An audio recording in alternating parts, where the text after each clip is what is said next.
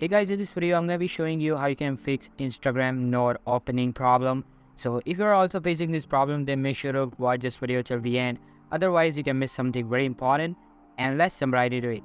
Alright guys, so the first thing you can do here is that you're going to first of all go to your Google Play Store, and in here you're going to search for Instagram and check if there's any update for Instagram is currently available. Then you have to update Instagram to its latest version, because most of the time the reason behind these bugs and missing features is the update.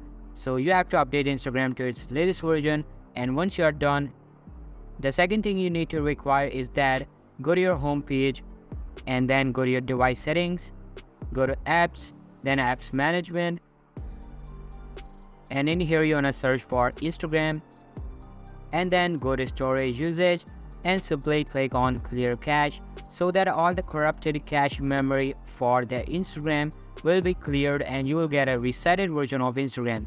Now if you want, you can also click on clear data, but it doesn't matter, just simply clear the cache.